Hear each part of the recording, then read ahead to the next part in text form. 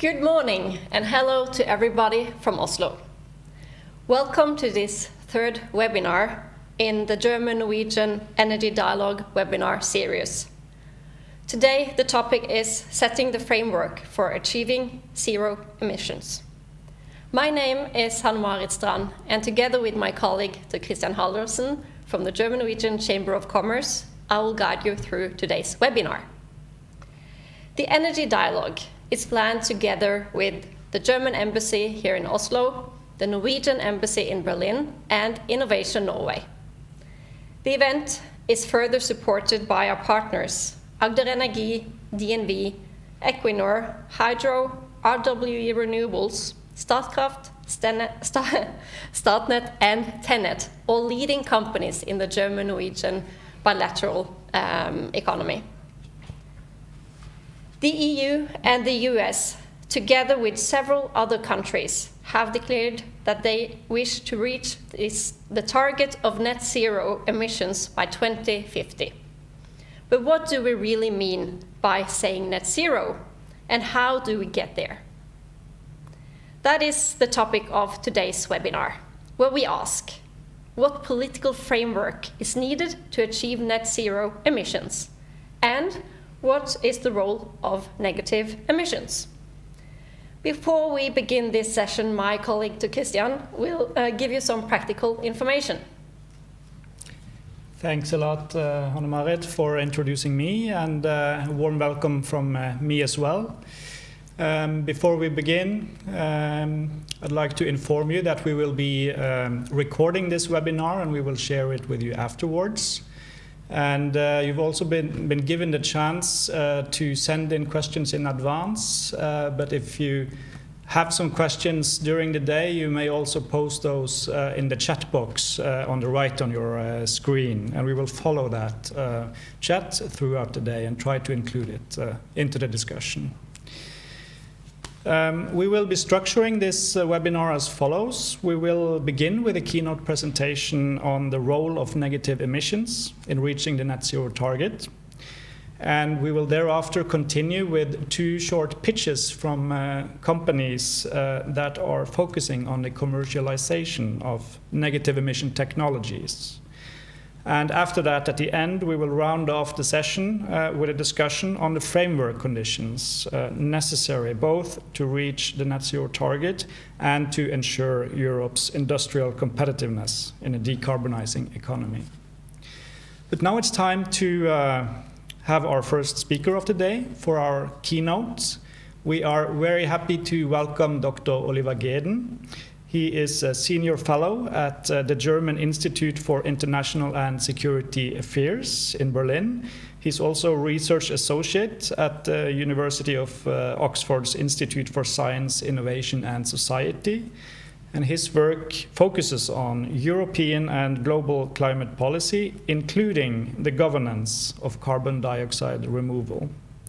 He's also the lead author for the 6th assessment report of the Intergovernmental Panel on Climate Change. And with this very impressive background in mind, I'm very happy to have you here, Oliver Geden, and I'm looking forward to hearing what you have to say.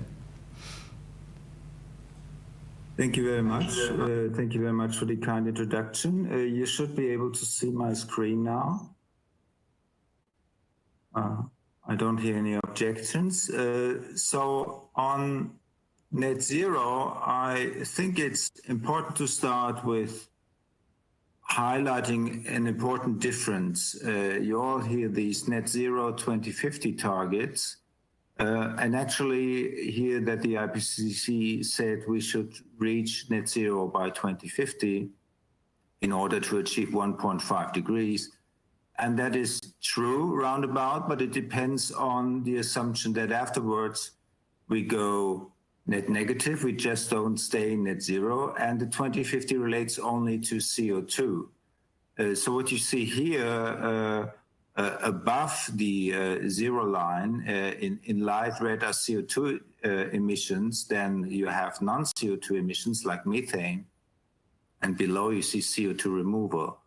And first you get net zero in CO2 only, because as you can see, the light red goes down pretty fast, according to the models it should.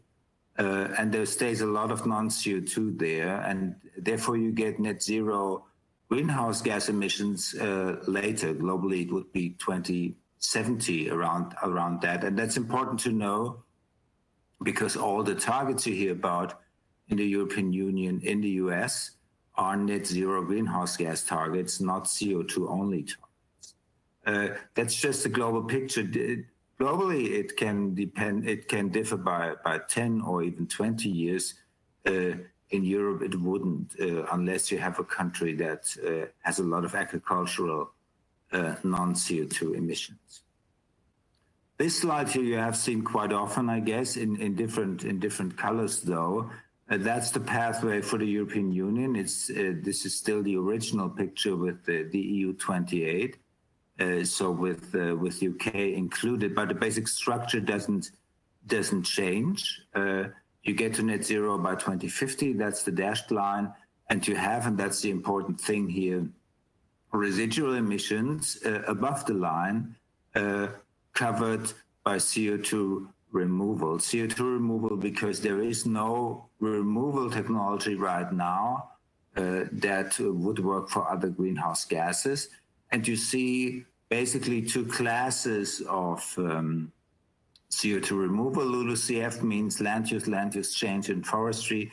That's a kind of a accounting category in the UNFCCC, the UN Climate Framework.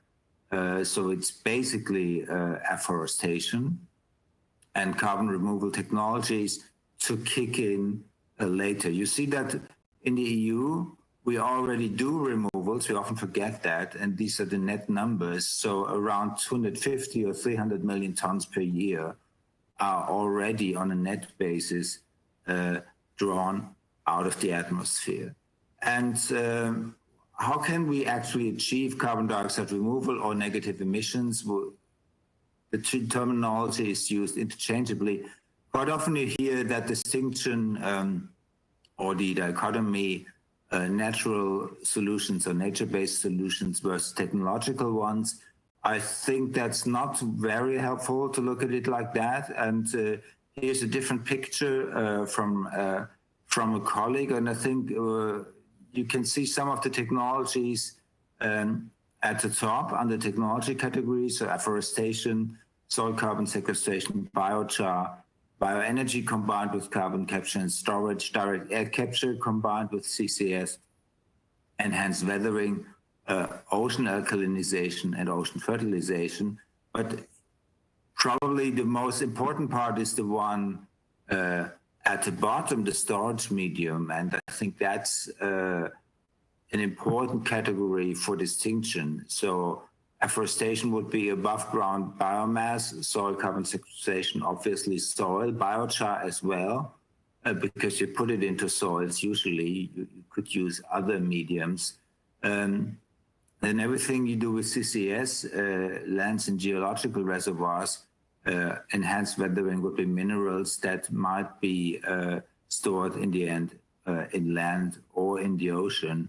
But the further you go to the right, the longer usually the storage time is, although in the ocean not necessarily.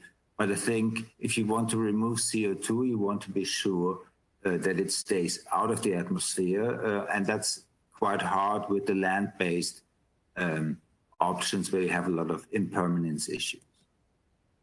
And this is a different way of looking at the first net zero year. And this is, again, the EU numbers on the upper left and the German numbers on the right.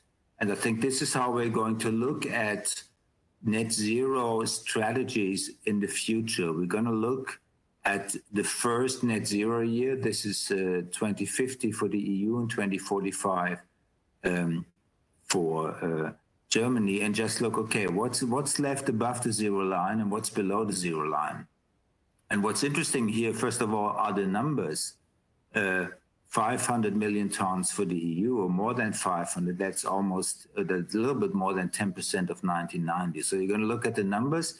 You're going to look what's left You can see half of it in different scenarios. These are different scenarios for the EU. 1.5 live and 1.5 tech is again non-CO2, most of it stemming from agriculture, and then covered by LULUCF and carbon removal technologies.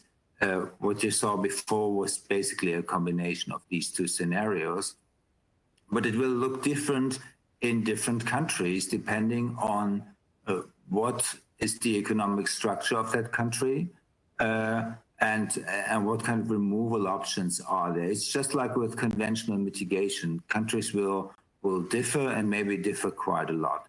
So for Germany, this is the most prestigious study we have for Germany. They said, okay, we can reduce probably 95% of our 1990 emissions. And you see the biggest block here of the 63 million tons is again agriculture. So this is going to matter most. You cannot get rid of methane emissions if you have livestock at a considerable size. Of course, you could eat less meat or you could produce less for export. But if you do it, you're not going to get rid of these emissions. There's some industry processes, even some energy sector emissions, waste emissions, buildings. What's interesting about this study, and you see that to the right, afforestation is completely missing because the organizations who commissioned that study, who have an environmental background, said, okay, we cannot rely on these removals. We will only do it with long-term storage. So they use bioenergy CCS and direct air capture and CCS. And they use a lot of bioenergy CCS in industry, actually. And a little bit what's here with green polymers, so long-lived plastics on a biomass basis.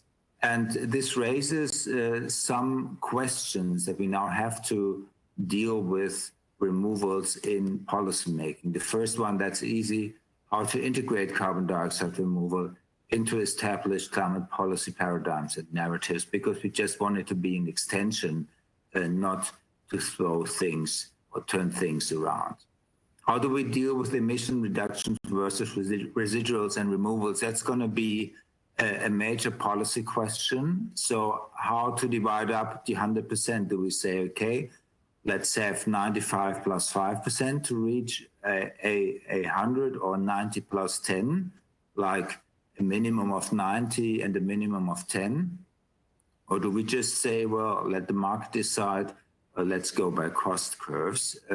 We will see that. We will see, I think, different versions of that in different countries. Then you have that, unfortunately, that nature-based versus technological removal methods. It's an issue of political and societal acceptance, of efficacy of these methods, including permanence. I would argue it's a false dichotomy, but it's out there. Then interesting for the EU, because it's a union-wide target, and that applies to Norway in the EEA as well. Which countries, sectors, companies will be allowed to stay above net zero in 2050, and which ones below, and who pays for the removals?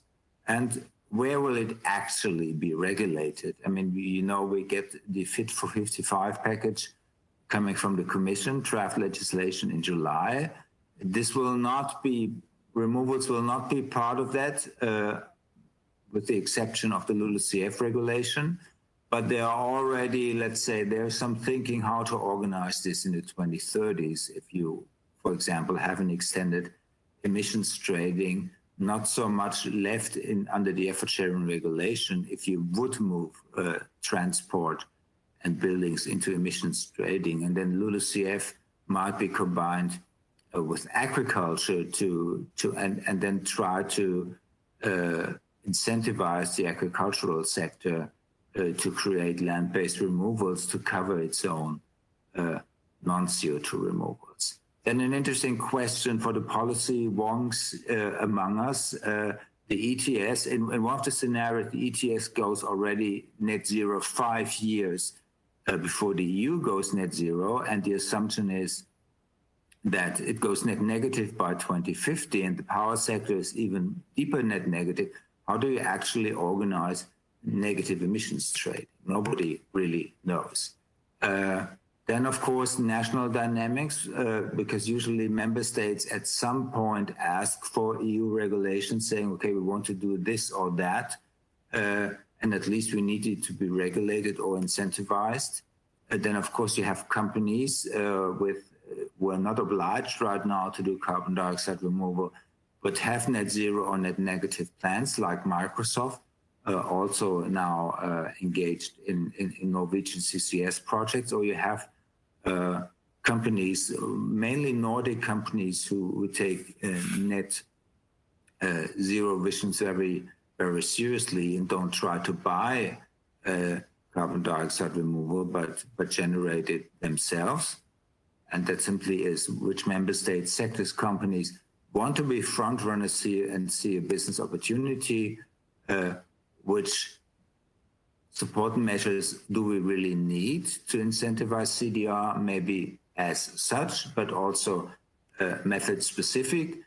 There are some options that are being explored right now, like the Innovation Fund under the emissions trading system, which has a lot of money right now with the prices we have in the market. The first round of project application is running. There are some, I think even the first two rounds are running, and the first projects will be awarded this fall.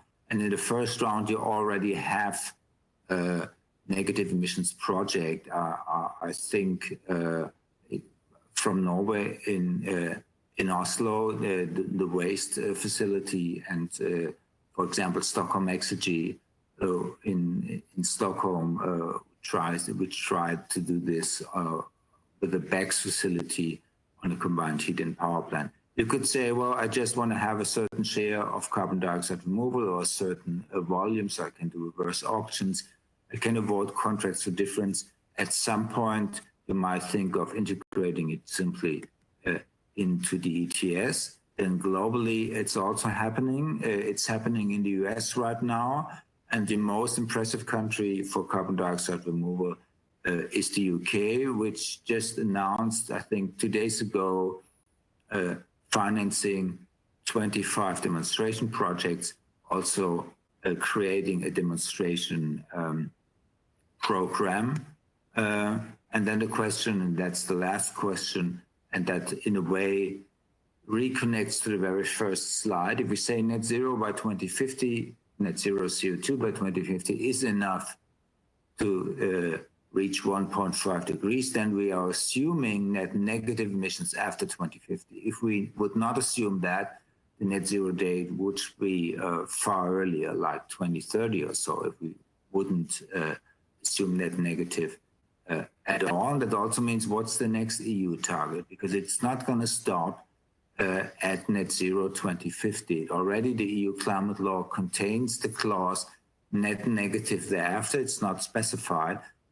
Just think about it. What will be the EU climate target in 2060 or in your country? Under 10% or higher. And that means after 2050 or after becoming net zero, we will need even more carbon dioxide removal. And you can see that here. Could assume that the greenhouse gas emissions are going further down. There will be more and more economically feasible and technologically feasible mitigation options. But then the question is, what do you do below the zero line? Do you just keep, let's say, your CDR volumes and then you go slightly into negative, or are you pushing for carbon dioxide removal to go deeper into net negative? That would be limited CDR and comprehensive CDR here. And that's it. Some reading, I think you will get some access to the presentation, and thank you very much.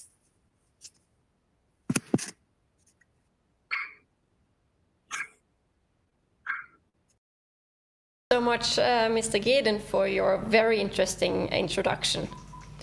We look forward to going more into detail on this topic in the discussion a little bit later on, where you will also participate.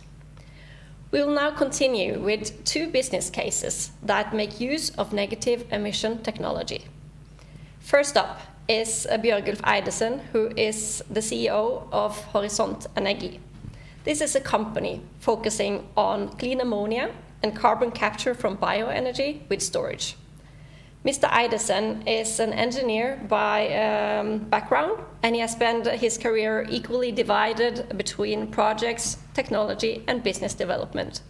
Bjørgulf, we look forward to your presentation. Go ahead when you're ready.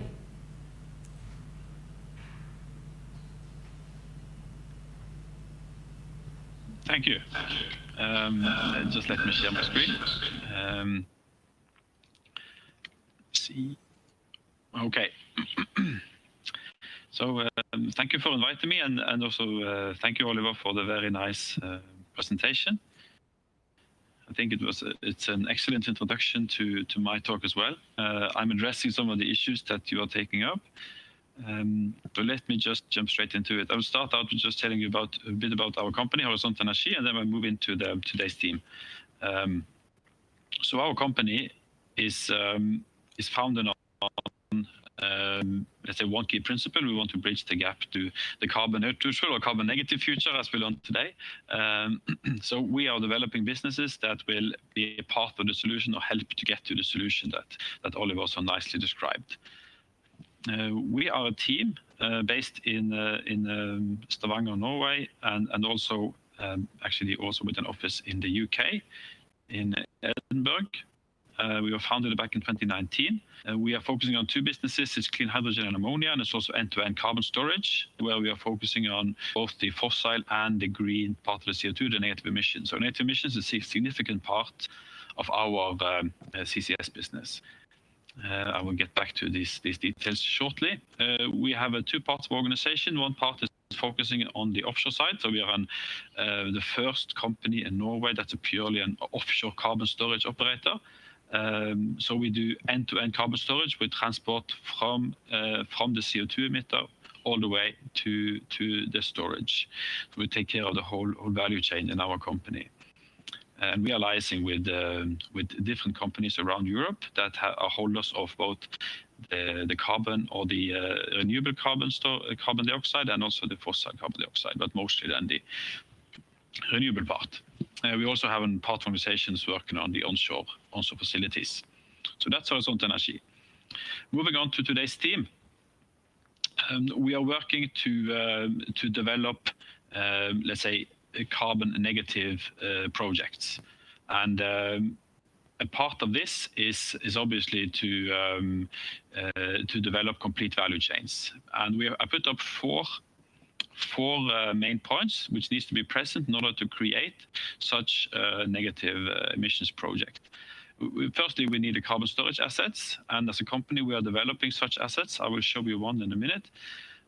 Secondly, you need obviously renewable CO2, which you can get from a future carbon market, or that you can get directly from a facility which is emitting and capturing the renewable CO2. Thirdly, you would need a legislative framework, and also, like Oliver so nicely put it, you will need a way to commercialize this, and we think of it as a sort of a digital product that you create through this legislative framework. And then number four, you will need, or it's our opinion that you will need customers buying carbon removal credits and using them. And this could be companies, it could even be states or countries. It could be different types of actors buying these type of credits, because there are costs involved with creating them, and there will have to be a price tag on the use of them. The value chain that we are working on bioenergy CCS and this direct air capture CCS, like Oliver pointed to. So capturing then renewable CO2 or purchasing that from the future carbon market, then transporting it to the CO2 injection system, and then storing it permanently in geological reservoirs. And in our work on the CCS Directive, we ensure that the carbon storages, we prove that you can keep the carbon there at least 1,000 years. That's sort of the current requirement, but obviously it would be a lot longer time than that. Then based on this storage, you will create, we think, carbon removal credits or certificates, which then can be sold or commercialized to create carbon negative or carbon neutral products, or which can offset diffuse emissions, like Oliver pointed to in the agriculture business and in other areas. So next up, I'm just going to mention what we do on the technical side. We as a company have a full subsurface team developing carbon storages offshore Norway. This is just an illustration of the first storage that we are developing now offshore Finnmark. It's called Polaris. It's a nice carbon storage where we will store both fossil and say biogenic CO2. It's a solution where we have a movable concept. We can move this facility around to different storages when a storage has been filled up with CO2, and these vessels will be run with clean ammonia as a fuel. So there will be let's say a very low carbon footprint involved in storing the CO2, which is also very important. If you don't add any more add more CO2 than is absolutely necessary to do the storage. That's the whole point. We're also developing other storages than this one, just to give you a picture of the offshore part. So what I'm going to focus on now is the challenges that's involved in negative emissions and in this legislation part, because we think that's sort of the key point. There are customers, there are CO2, there are storages. We need to focus on the legislation and the commercialization to make this a viable business. So we have spent 1.5 years on this now, and is completing a report very soon and a legislative proposal. And the challenges we think needs to be met by the legislation. You need to use the existing EU legal framework due to time, but also due to targeting the current emissions. But we think it needs to stay out of the ETS, at least on the short term. It needs to be operable and transparent, to be a bankable type of business, and to provide a quality and transparency and trustworthiness that customers would expect, and also allow for cross-border trading of these products. So our proposal, I will give you sort of a short overview of what we think the main items or the main principles in our sort of legislative proposal should be. So in our proposal, we propose to use the effort sharing regulation, which also Oliver pointed to as one option. And then this is actually a national or a legislation implemented nationally under a EU directive to be developed. The key principles of this national legislation then would be that there's a national register for these negative emissions, where there is an issuer which issues the negative emissions, and there is an auditor which verifies this. The issuer will also cancel out used negative emissions, or CRCs, which we call it, carbon removal credits.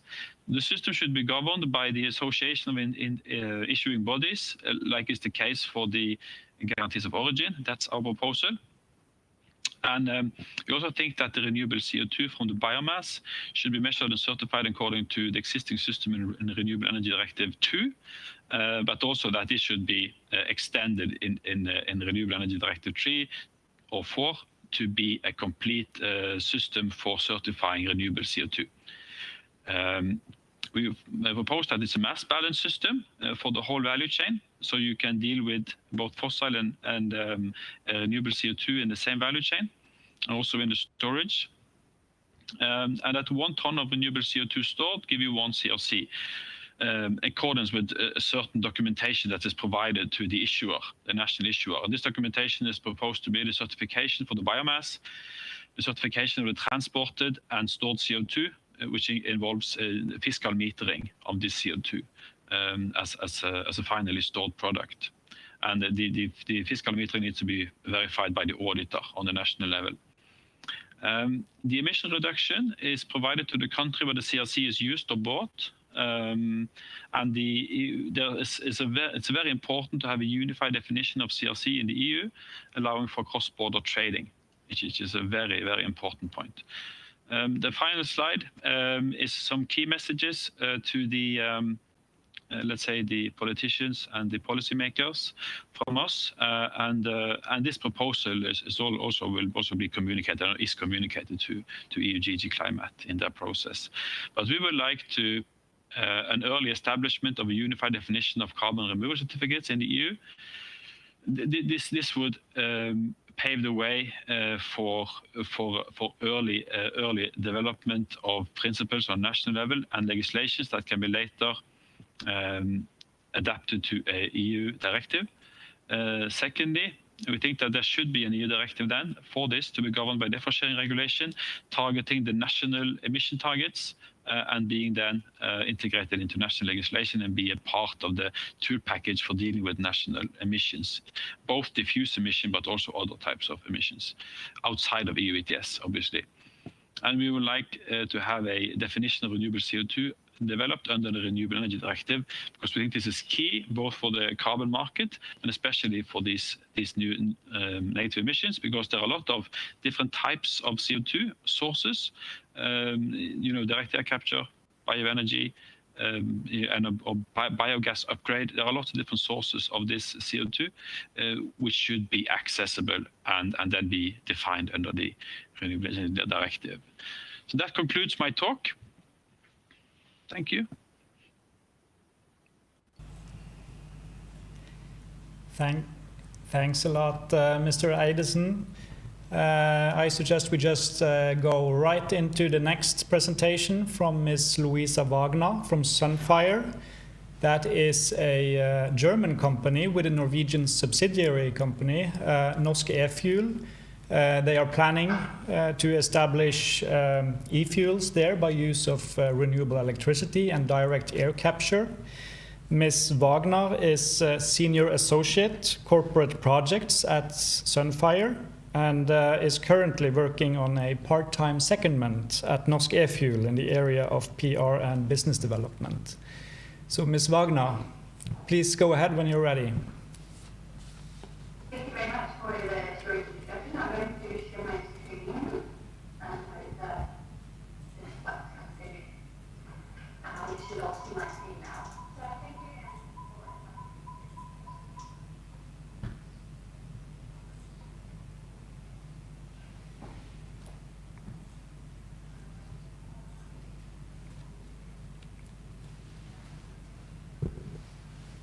Gir du oss litt lyd, eller?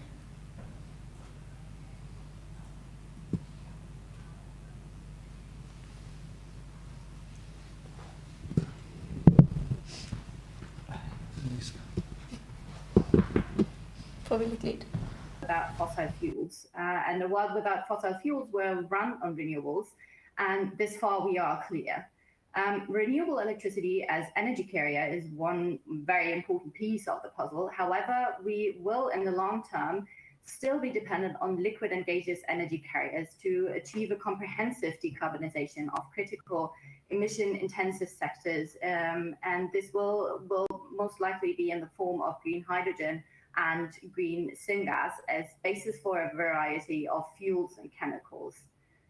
If we look at the global developments that were already scratched by the previous speakers, there is a great push towards this net zero target, and there is also a great push for hydrogen and hydrogen-based products throughout those political frameworks.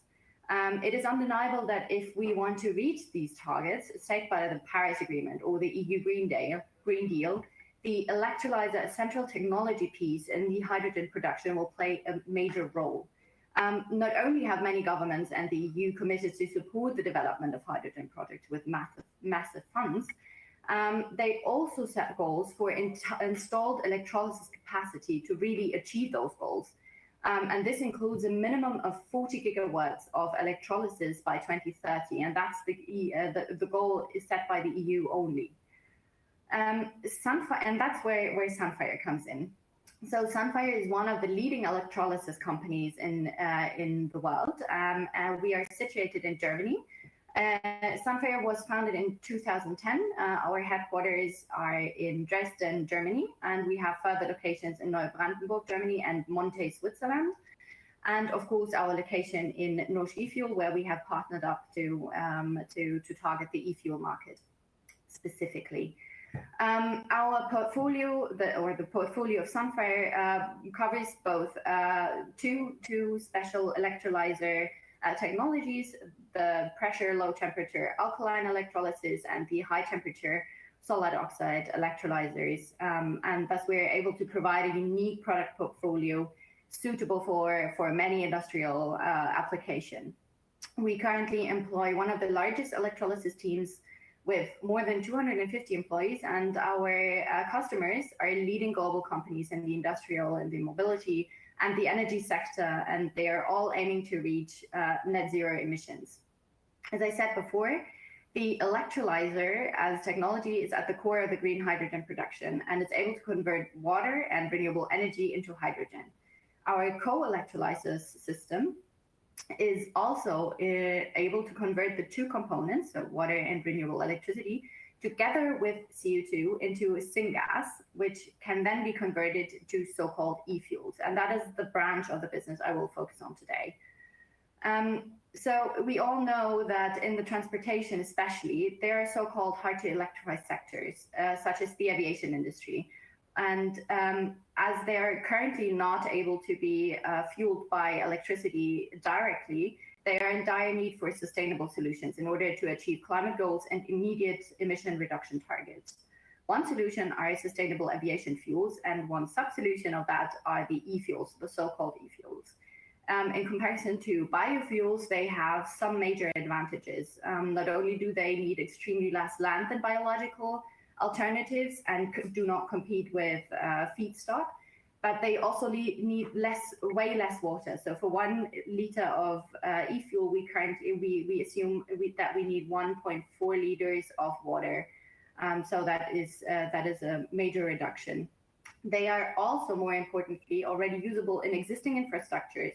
So in comparison to, for example, hydrogen or electricity as energy carrier, there is no need to adjust existing infrastructures just yet. And they are also certified for the use in aviation already today.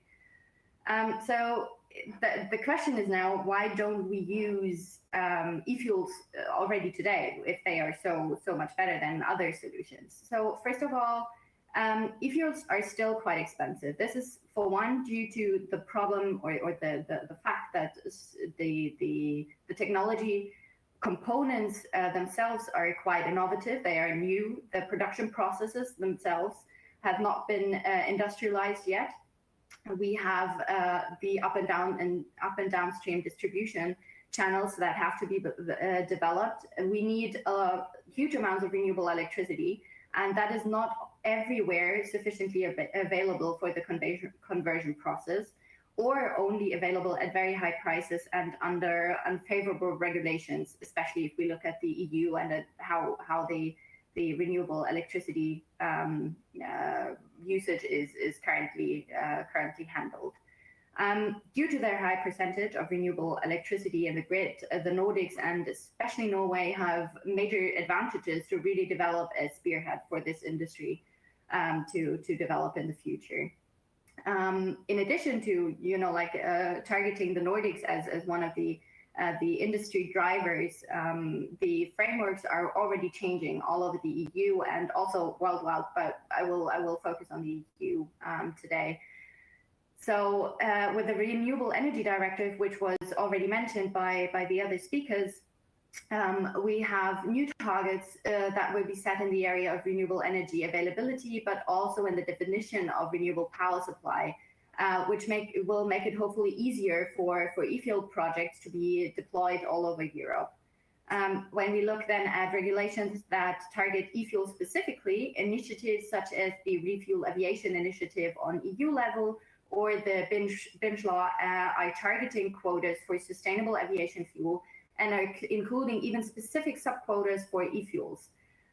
So this will push the market uptake massively, and this will allow for higher prices to be covered in the beginning, and later through scaling effects, e-fuels will even become competitive with other sustainable aviation fuels, so they will level in price. If we then take into account a thorough CO2 trading system and CO2 emission penalties, such as already in place in Norway, it will become more and more expensive to rely on fossil sources emitting CO2. And at the latest, then e-fuels will also become a favorable solution in the midterm, even in comparison to fossil-based kerosene. With these regulations, the demand, especially in hard to electrify sectors, will rise, and the supply will probably not suffice in the next few years. So, how can now e-fuels, which are still relying on a combustion engine, relate to a carbon neutral future? So, what we are planning at Norsk e-fuel in Norway looks a bit like this graphic in the picture. Norsk e-fuel is a Norwegian company and a European consortium of 4 partners, including Sunfire, that plans to industrialize the e-fuel production in Norway. And we plan to do so by capturing CO2 from the air, and for now from industrial point sources. This CO2 will then be transferred to a Sunfire electrolyzer together with the other input streams, water, steam, and renewable electricity, where it is then converted to, in one single process step, into syngas. And this is one of the major advantages of this process, is that we are able to do this in one single process step, which makes this process more efficient and allows more product outcome from any given amount of electricity than with the conventional production pathway for e-fuels. In the electrolysis process, as I already said, the components are converted to syngas, which is then through a Fischer-Tropsch synthesis converted to a crude substitute, which is in its components rather similar to fossil crude. And as this is rather similar, it can be processed in existing infrastructures, in existing refineries, to different products, such as I said, kerosene for the aviation market. When used then in the aircraft or the shipping vessels, the CO2 is then released again to the air, from where we can capture it again via direct air capture. And this is where we aim to close the carbon cycle. So we really want to make fuels a carbon neutral solution. As I said, to make these plans possible, Sunfire has partnered up with 3 other companies, with 3 other European companies, in order to make it possible. We have on board Climeworks with their unique direct air capture technology, allowing us to use CO2 directly captured from the air without relying on existing industries.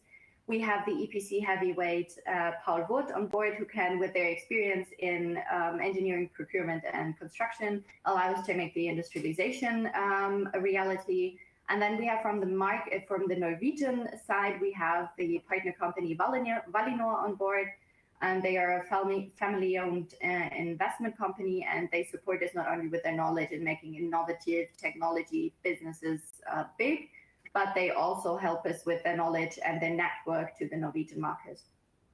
Together with these partners, we are able to provide specific advantages in the e-fuel production business. Not only do we have exclusive access to the technology patents covering our production process, but thanks to the unique and integrated production pathway we have developed with those technologies, and the Sunfire coal electrolysis at the core of the conversion process, we can provide high efficiencies and thus produce 30% more product from any given amount of electricity. This will allow us in the end to avoid over 88% of CO2 emissions in comparison to fossil-based fuels. In addition, and as explained in the previous slide, by integrating direct air capture, we can in the midterm also be independent of point sources, industrial point sources. This is very important to us, because this will not only allow us to go to remote areas where available electricity is available cheaply and abundantly. It will, more importantly, allow us to close the carbon cycle, as demonstrated in the previous slide. So, what is now needed to make this all possible? So I agree with Bjørgulf, and what he said before is that this is now mainly on the framework. So we have the demand, which is on the one hand side pushed by the legal frameworks, and we have the market that is ready for the uptake. However, we have to now fit this in the political framework. So at the need we have to show here is threefold. At first, we need, for now, that the targeted e-fuel framework or the political framework is actually falling into place as it is formulated right now. Second, we need a favorable realization of the regulations set out in the RED II, especially if we look at electricity supply. And thirdly, we will need a good and sound system on CO2 emission calculation. E-fuels should not be used as an excuse to keep old-fashioned CO2-intensive industries alive, but rather as a necessary means for our globalized society to connect in the ways we are used to.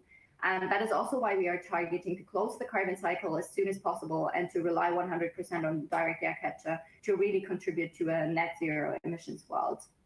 So that's it from me. Thank you very much for listening. And I now hand over back to our moderators.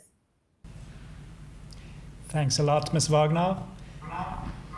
We have a few minutes, but not much, for questions. Do we have anything from the audience? No, not at the moment. If anyone has one, you have to be post them quickly.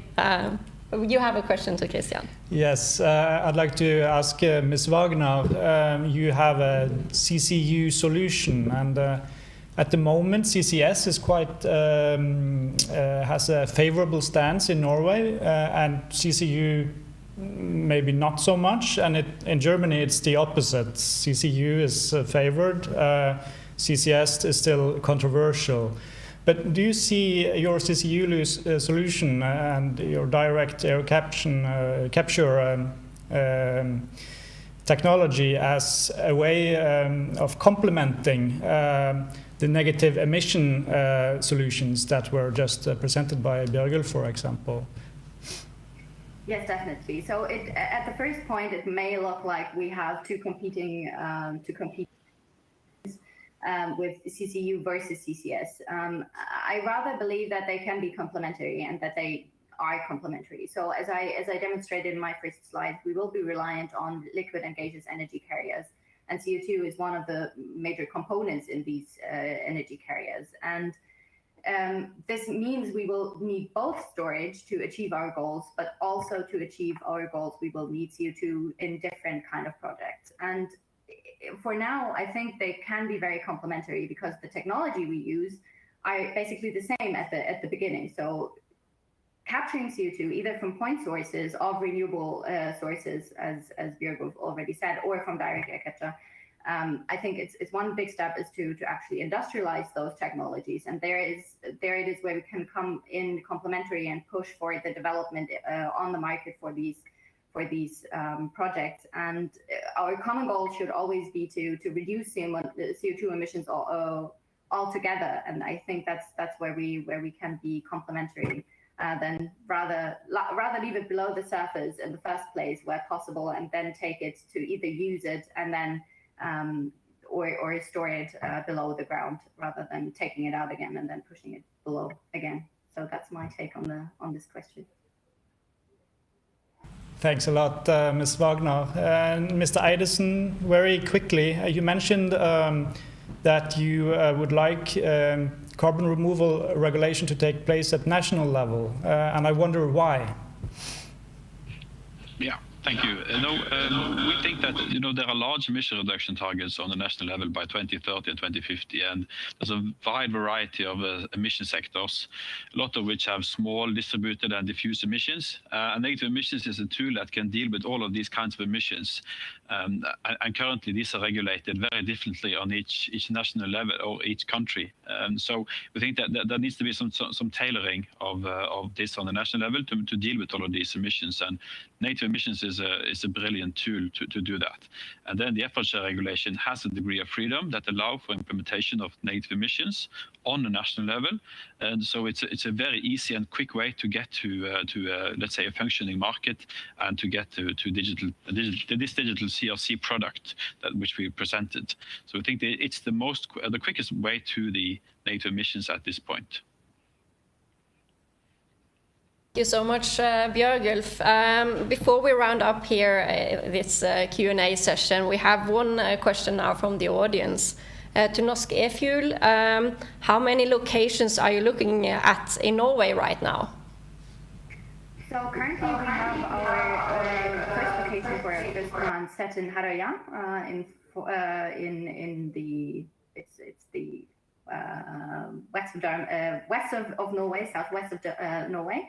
We have an options agreement for the industrial park, for a location in the industrial park at Harøya, and we are currently also investigating other locations for future plants, mainly in the north of Norway, where there is a lot of untapped renewable electricity sources, but there are no direct locations in discussion right now that I could tell you about in this scene. But yeah, our first plant will be located at Harøya. Thank you so much, both Mrs. Wagner and Mr. Eidesen, for your great contributions to this webinar and to the discussion. We have now heard the company presentations, giving some insights into the opportunities that negative emissions technology provide. We will now continue with the discussion on the necessary political framework, conditions to reach the goal and to develop the market for negative emission solutions. We will bring Oliver Geden back to the stage. Lilly Höhn is also joining us. She is a policy advisor in the Department of Energy and Climate Policy of the German Federation of Industries. She especially focuses on gas, hydrogen, and energy innovation topics. We also have Per Anker-Nilssen with us. He is Chief Energy and Environment Advisor at the Confederation of Norwegian Enterprise. And he's also onboarding as a Deputy Director at their Brussels office. Yeah, so we have two new speakers with us, so I think it's best if we begin by introducing them.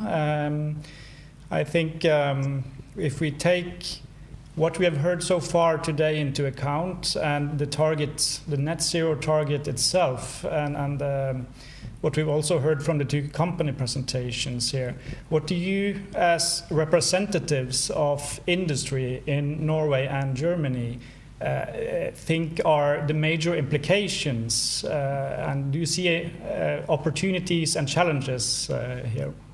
Perhaps Ms. Lilly Höhn could start. Yeah, so yeah, in Germany we observe really a lot of dynamics currently in the climate topics. Only a couple of weeks ago, our targets have been strengthened after a decision of the German court. So we think it is important to create really an environment that enables innovation. Of course, for the German industry, this targets and also the strengthened targets are a huge challenge, and we need rapid change now. We have now a new revised legislation that sets sector targets on a linear basis. This is something we observe we see it a little more difficult to reach because innovation is not linear. We think we need kind of an environment where you can try out things, and sometimes innovations have a peak, sometimes they take a little longer.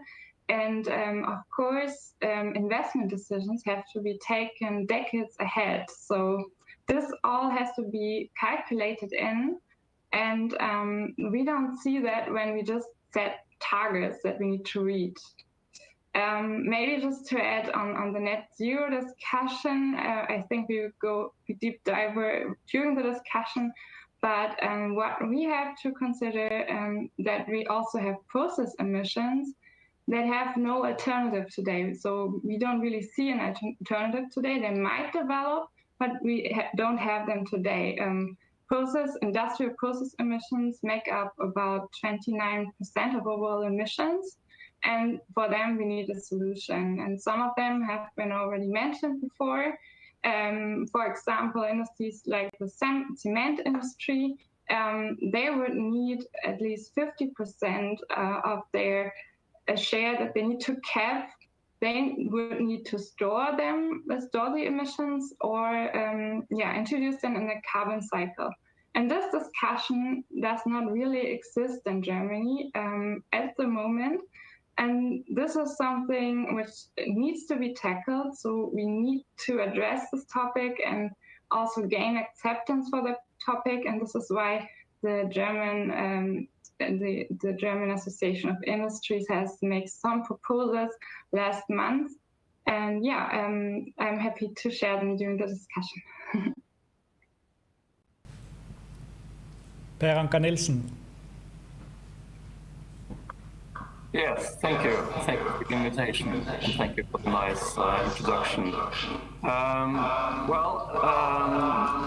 NHO, Confederation of Norwegian Enterprise, that is, see many opportunities in the transition to a low-emission society for Norway, and of course our 29,000 membership. And we and our sector federations have all made roadmaps to net zero.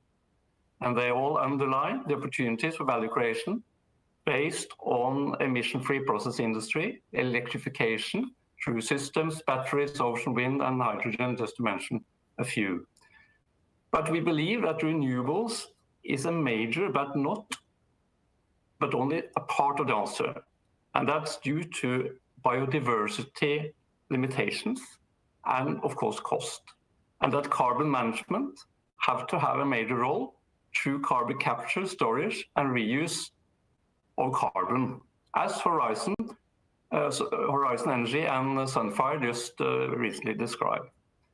But with increased energy demand, as the rest of the world wants our standard of living, fossil fuels have to become emission-free.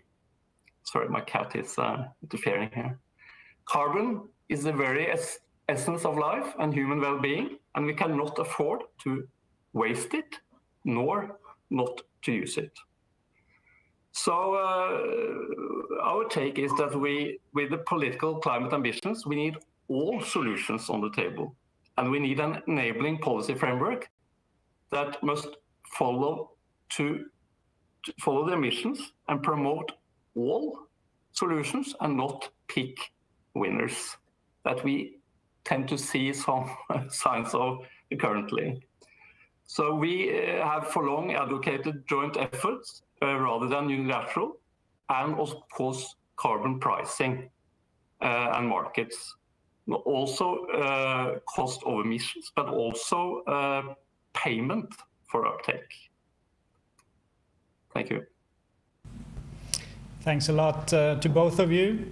And I think that's a very good cue, finishing off Per Anker-Nilssen with the political framework, and I suggest we jump right into that right now. And I think Mr. Eidesen's presentation had some interesting takes that we could begin with, and perhaps you, Oliver Geden, could say a few words about what you thought by hearing what he had to say.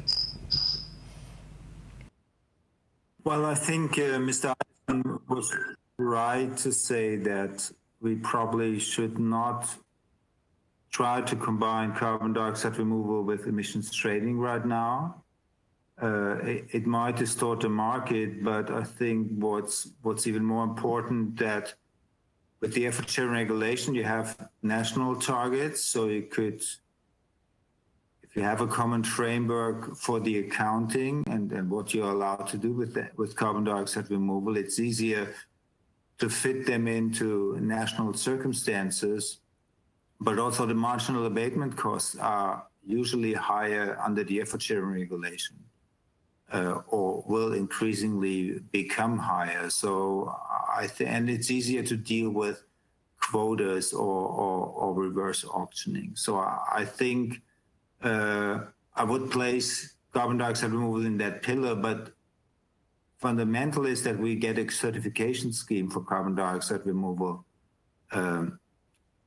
methods. We also need an accounting scheme for CCU, carbon capture and utilization. We don't really have that as well. We need, that has been raised in the two company presentations, let's say, a strategic decision about the CO2 sources, because in the long run, CO2 from fossil point sources will not get you into a carbon neutral process. That might be, we need to organize or think about a phase out already there. And then the question is nationally, just what you do. In Germany, we decided, okay, let's combine the green hydrogen story with the unresolved issue of aviation fuels, and the government created a quota there, but somehow forgot to say, well, if you're going to have green aviation fuel or a quota to start with, then it's not only about green hydrogen, and if you want to use that term, you also need green CO2, because otherwise it doesn't make sense. So I think all member states and all governments in the and other actors in the European Economic Area are now making up their minds. We've been waiting quite long for the discussion under the RED II directive. This is dragging on, but I think we need to define the methods. We need to get an accounting scheme, which will be quite tough because we have so many methods we work with. And when we have to define a place in European and national legislation, and probably because we're not really doing this right now beyond afforestation, which is a completely different way to organize removals, there will be a lot of experimentation and learning, and we'll not find the perfect system in the beginning. So probably we better start soon without creating path dependencies that we will suffer from for years. But I think we need to get going, and I think the industry is ready among policymakers, like Lilly Höhn mentioned. Not so much. It doesn't seem to be a very, let's say, politically attractive proposal. And what Lilly Höhn mentioned with the cement sector, I mean, we need to get our residual emissions down, and conventional CCS will be one method. And that doesn't sound particularly fancy when you say, well, net zero means you need to get cement process emissions under control, and you need to create a transport network, because if you look at Germany, where clinker production happens, this would be quite an extensive transport network. And it seems that, and it's understandable, that politicians, not only in election years, don't think they win the favor of their voters by talking about CO2 transport systems within Germany. We will probably not store CO2 in Germany. So the view is towards exporting it, and of course Norway is an option there.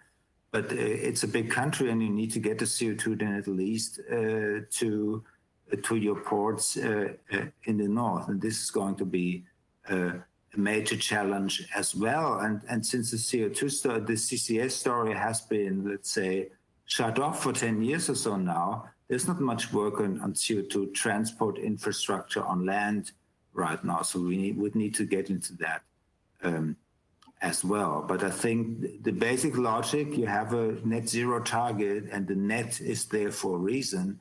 And now we have to take care about that net part, also define how big it will be and how do we fill it. Yeah, this is going to be a major issue, but unfortunately in Europe, and understandably, everything will now be about a Fit for 55 package and just adjusting legislation we already have. And of course, it's about 2030, so that has to be the priority. So it will take some time to get to that discussion. I think it will start with the European Commission proposing a certification scheme for carbon dioxide removal, and hopefully get at least some basic definitions under RED II and in the way we implement that nationally. If I may add, if you have seen the net zero scenario by the IEA published last week, you could once again see international cooperation is more important than ever to reach net zero. And I think on this topic, the German and Norwegian cooperation is a really good example. I think it works very well. We also have German industry involved in Norwegian projects, like, for example, the Longship project. And it would not be possible without the public support of the Norwegian government as well. So what we need in Germany is also address this topic more at home, because we are very good. We are really an energy intensive industry in Germany, but we are very good of sending our CO2 somewhere else. We're observing around us many countries building already visions for CO2 grids combined with hydrogen grids to create a combined hydrogen CO2 cycle. So what we need is to actually start this discussion at home now, and we can learn a lot from Norway there. And what we need to work on is really bring this to Germany, start with pilot projects and explain what this is about, and that this is in the context of the really needed drastic emissions, because the time is running, and we need really an open discussion about all technologies being available there. And in Germany, I think we are really good in developing the technology needed. We have great discussions around hydrogen, but on CO2 technologies, we really lost track in the last 10 years. Thanks a lot, Ms. Lilly Höhn. Per Anker-Nilssen, I suppose you would like to say something on this? Yes, well, I'm optimistic. I think we will be able to use carbon in the future for everything, more or less. We have several projects now in Norway where carbon combined, or CO2 combined with the bacteria and algae can provide us with fish proteins or feed, fish feed, and you know, the CO2 is free. You just have to get it, we cannot continue to waste carbon into the atmosphere as we do, and eventually it will be valuable enough. So this will be a good business case. So we need some political support to get it all going, of course. In the start, we need to store the CO2, but eventually more and more industry will come on stream and use it as a raw material. And so there's no need to be pessimistic. I'm very optimistic, but we need the enabling framework.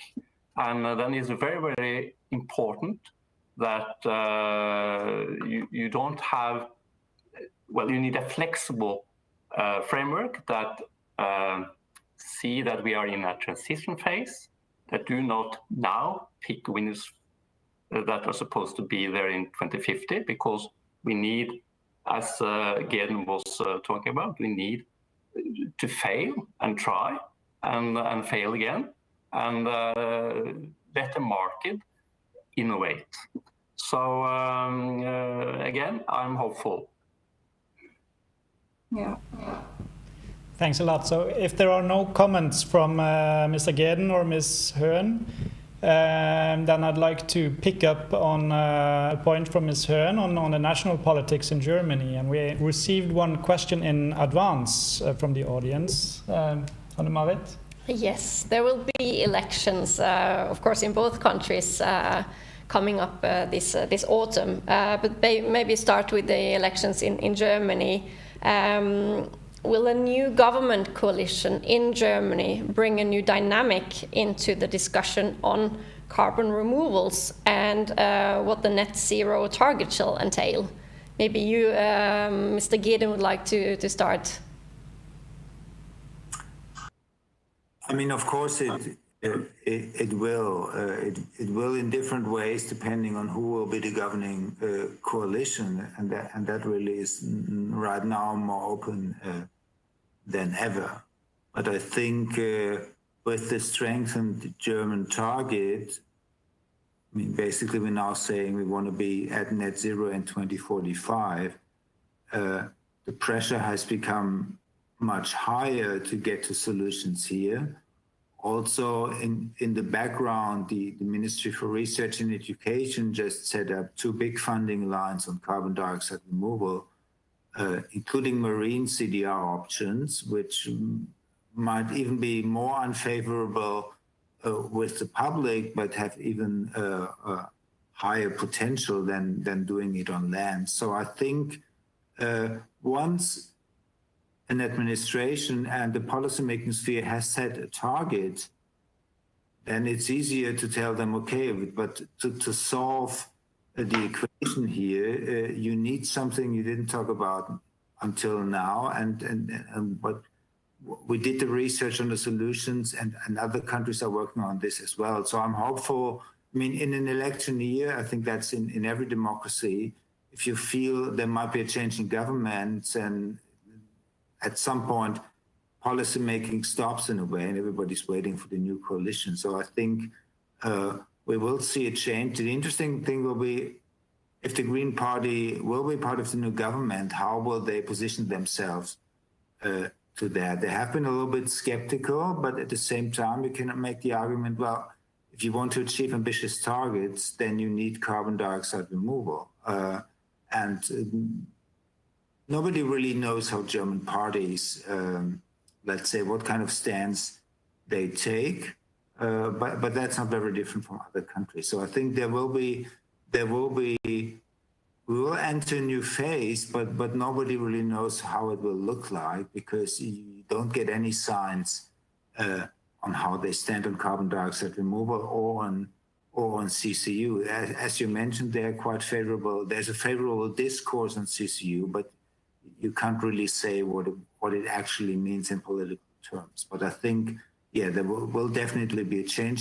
There would be a change even without a new government, because time is really now the issue with the new target. To comment on this as well? Yeah, I think in the pre-term of the elections, the parties are still very reluctant to really position themselves clearly on CCUS. I said before, in Germany, it's quite a sensitive topic. People are fearing a new CO2 Endlager in front of their garden. And so this is why you cannot really see a clear picture right now.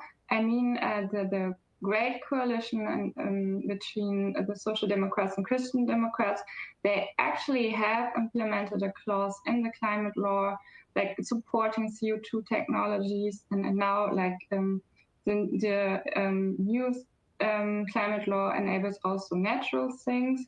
But we cannot really elaborate a clear positioning in the Green Party right now or the others. Only the Liberals, they try to tackle this topic now in their election program. But we see a big chance that the discourse will change during the new legislature period, and because of the need that we really put all the technology options we have on the table. And I think the debate will go much more away from the targets towards how we can reach them.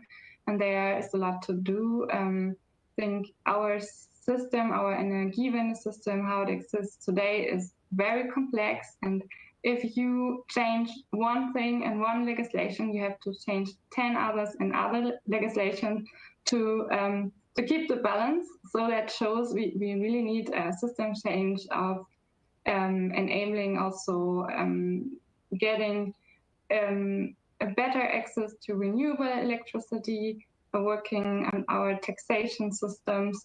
This all needs to be addressed. And in Germany, I think it becomes very clear that renewable energy access will be the currency of tomorrow. So this is really crucial of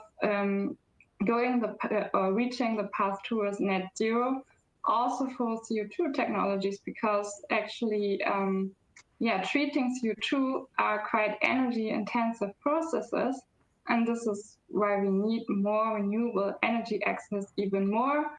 And this is where international cooperation comes even more into play, because we in Germany will not have the renewable energy capacities to really supply all energy-intensive industries with renewable energy. We need molecules, we need electrons, and we need a closed CO2 cycle to get towards those very ambitious targets. Thanks a lot, Ms. Höhn. And Per Anker-Nilssen, perhaps you could also say some words on the development in Norway at the moment. Do you have any thoughts on that? Well, it looks like we might change government this autumn. I mean, the current government hasn't been there for some while, so I think that, if you look at the polls, it seems that something will happen. But climate-wise, I'm not sure, or climate policy-wise, I'm not so sure that we will notice so much. I think, as Lilly was mentioning, we are now entering a phase of actually doing something. We have had ambitions set for the last 3 decades, and not really much have been happening. Unfortunately, I mean, business in Norway have presented time and time again various models on how to reach targets, but we haven't been heard. The only answer we have got is higher ambitions. So now this is starting to bite them in the back, and we have actually to do something. So I think that will, all over Europe, I think that will probably lower the political rhetoric a bit, hopefully at least, and focus on actual implementation. And Norway has a lot to offer Europe, and our advice to our government will be that we follow Europe.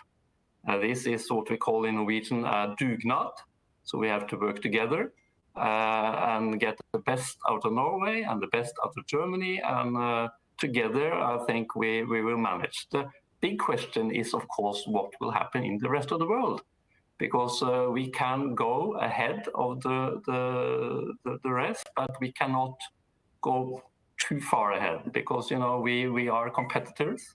Norway is a small, open economy, and a lot of our trade is on open global markets where prices are set in a global market, not nationally, not European, but in a global market. So we fear a bit CBAM, and we fear a bit that kind of protectionist policy.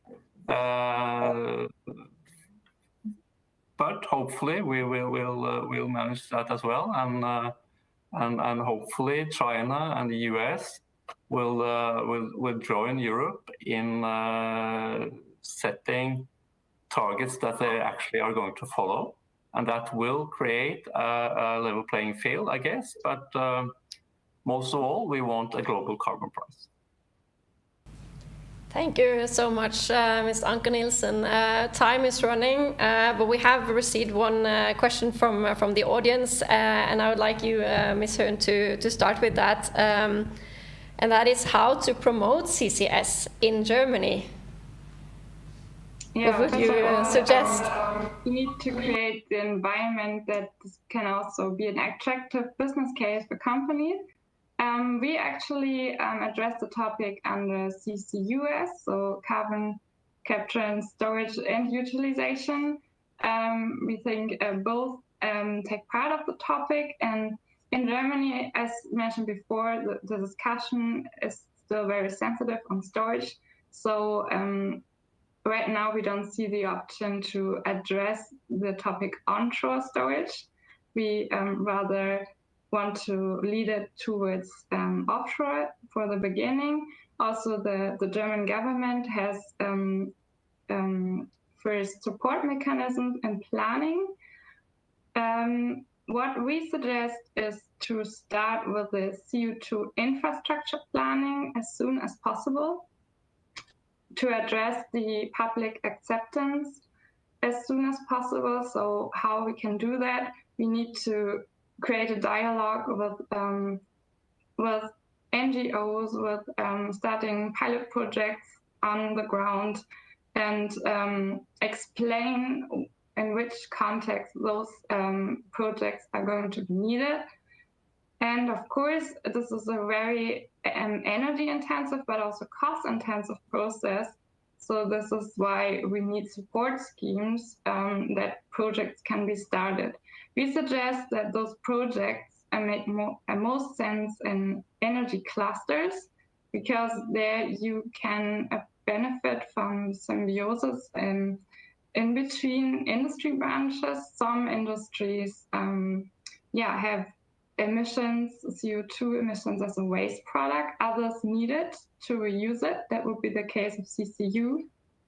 And for building the framework towards storage, we need clearly the framework of a working infrastructure and transport towards those storage stations we have today. And they are not in Germany, they are abroad. So we need a clear framework on international cooperation. Thank you so much. Mr. Geden, would you like to comment on this as well, very short before we have to finish up? Well, shortly, I think it's you cannot make CCS attractive in a country that produces a lot of industrial CO2. I think we have to get realistic about it. And I think it's really important how the main political actors position themselves. And at least in Germany, if you have studies showing study after study, you're going to need it and you cannot run away from it, then at least the alternative becomes clear. Of course, you cannot force a country to do CCS, but it will not be able, as far as we know, to be greenhouse gas neutral without it. So I think we have to speak more clearly about the alternatives. That might not make it attractive in the sense that people run for it, but at least we have to make it acceptable. And I think that went wrong 10 years ago, and we have to do better this time. Thank you so much. I see that time is running. We have to round up now. But I've noted two words, dialogue and dugnad, that is cooperation. So thank you all for joining us on this discussion on setting the framework for achieving zero emissions. I would like to thank our speakers and also our partners, Energi, DNV, Equinor, Hydro, RW Renewables, Statkraft, Statnett, and Tennet. There is still time to sign up for the next webinar in this webinar series, which will be on Tuesday next week on the topic of visions for offshore renewable energy production. You find all the webinars at www.german-norwegian.energy.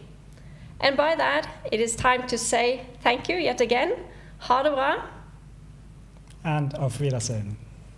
Thank you.